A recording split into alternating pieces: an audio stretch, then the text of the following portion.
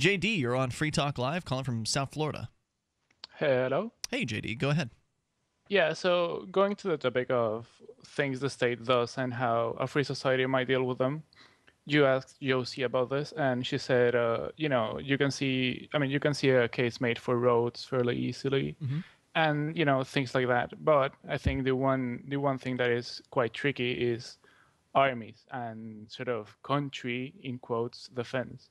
And the thing that often comes up when this question is asked is that, yeah, private armies are a thing like Blackwater and all that, and yes, they are more efficient, but they are funded, well, they are hired by the government. So I don't know if that's a fair comparison. So I don't know, I'm just curious to see how you would solve that. Just to be clear, is your question what would be done in the absence of a government one-size-fits-all monopoly military? Right. Well, how would national, in quotes, national defense be dealt with in a free society? Well, first of all, there would be no nation, number one, and so therefore there wouldn't be I don't know that idea. that's the case. The fact is that this is the hardest question facing people who advocate for a free society. I'd like to make that clear right from the get-go. This is the toughest question because it's not that I don't believe that a government can rule that people can rule themselves sort of in a free fashion. It's that another place calling itself a nation or a state may very well try to attack and subjugate those people. And how would they defend themselves against a nation? Because it's one thing to defend yourself against a burglar. It's another thing, or maybe even a motorcycle gang. But it's another thing entirely to defend yourself against tanks and ICBMs and things like that. But a free society, there wouldn't be a nation there because a nation is an idea that is. But there may be a nation attacking it. Okay, I get what you're saying there. When you say that, you mean an army or whatever from some other plot of land. Nation is just a terrible idea that divides people all around the world and gets them to think that somehow because they were born on a piece of land in a certain, I like what Freedom Fiends were describing it as, in a certain GPS coordinates. Yeah. That because you were born in certain GPS coordinates, you're better than people born in those other GPS coordinates. It's ridiculous. So if there were a plot of land that had true freedom, then hopefully the idea of the nation state would be gone, at least from that plot of land. So then what happens if somebody's going to attack? Well, the traditional mode of war is to attack the other nation, to attack their military bases, to attack the certain government targets. If there are no military bases, if there are no government targets to take over and to attack, then what will they do? What will the goals be of this supposed invasion? Is it going to be a house-to-house takeover, one neighborhood at a time? Things are going to get pretty tricky and difficult, especially when they're dealing with a bunch of armed people. I don't know about where you live down in South Florida.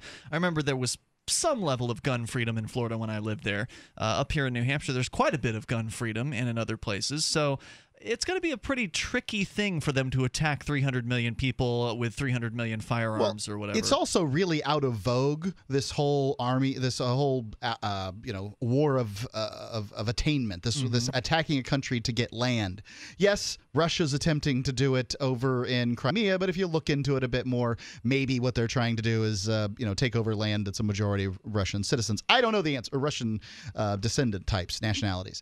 I don't know. I don't care. But I can tell you Liechtenstein, Andorra, Belgium, Switzerland, Denmark, these are tiny little countries that are next to large countries that at any point could decide, you know what, we'd like that tax base, and they don't do it.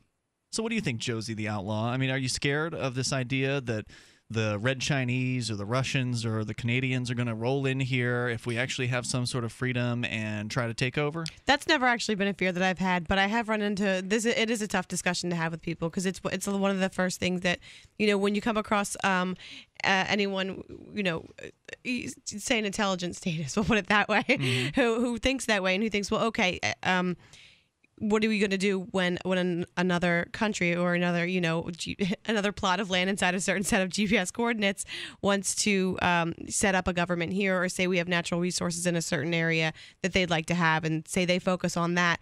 Well, what's going to be there to protect that certain area? Let's just pick a certain arbitrary set of GPS coordinates like California. Let's say they have someone discovers gold again there. And, there is another army that wants to come in and grab that. What is going to be set up here to protect, that area?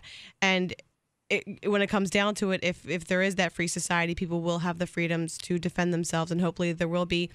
They'll figure it out. Yeah, privately contracted security companies and. By the way, if those security companies or militias or whoever, exactly, whichever these groups are, they're not the government, they're not a monopoly. So they would be contracted in the case of a security company, which would mean that they would actually be obligated to defend your property, whereas the military, if they're defending land, they're only primarily interested in defending government buildings and military installations. If the military has to put a tank round or roll right on through your house, destroy your house in the mission of stopping the enemy, they're going to do that, and they're not going to cut you a check when all is said and done. It's just going to be part of the, you got to break a few eggs and make an omelet. This is war. Sorry, you've lost your house. Too bad. Whereas if you are under contract with whatever protection agency would exist in the future, if they had to do damage to your property in the process of protecting your property, they probably would owe you for the damage that was committed to your property. And there may even be insurance for things like that. Right. And at night when I think about these crazy things, and I can't sleep, and it's so funny that this is what runs through my head now as I get older. But I think about how awesome these private security companies are going to be. You look at some of the companies like, Apple and those kind of, technology companies that are out there. Well, I believe that the private security companies will be even bigger and more effective, and they'll have, they could have little channels everywhere that then, say one little area is affected or about to be or whatever, then, a lot of people could respond, they'll take from where they need it and kind of put it that way. And I just kind of imagine all the possibilities on how amazing things really could be. Sure. What would competition and innovation in a free market bring to the world of defense? Exactly. I mean, we have it to some extent because there's private defense that you can hire today. Right. You can hire 24-hour security. You can hire bodyguards. You can do that kind of stuff. Not to mention that there are more guns in the United States than there are people. So we've just been going on here, JD. Do we address your question? Yeah, that was pretty good, but I don't think it's just. Regarding there's no centralized power to take over of. That's true, but what I'm thinking of is there's like a little ANCAP enclave somewhere, right? And that presumably used to belong to a country. I wouldn't put it past the state to just go and take over that again. So you're talking about if like New Hampshire were to secede, is that the kind of enclave size you're talking about, or are you just talking about like a neighborhood of people when you say an enclave? Well, yeah, it could be a neighborhood, and that's the other thing though, that when we think of a free society, we don't think of a state, but we definitely sometimes think about a system in which there would be maybe a company which people voluntarily pay to, and that provides certain services. So you could still take over that. Now, I'm not like scared, and I don't think it's like a trump card against, Ancapistan or whatever. But I'd rather take my chances. I mean, is there a chance that, let's say, New Hampshire secedes from the United States, that the United States or some other country would roll in tanks? I'd rather take my chances than live under what is becoming a tyranny where tanks are already in the streets in some cities. But I don't think if New Hampshire secedes, it's going to do it based on a vote. And that vote is going to have people that vote against it. So therefore, you're going to be forcing some people that don't want to leave the United States to leave the United States. Like it's going to happen maybe in Scotland in tomorrow, I think? Yeah, but that's not... In the next 24 hours? They're not going to be free. They're just getting themselves a new state.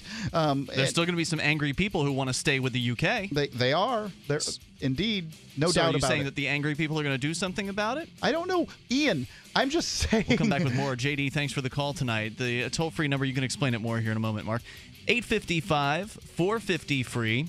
Yeah, I'd rather take my chances with freedom than live under a tyrant. It's Free Talk Live.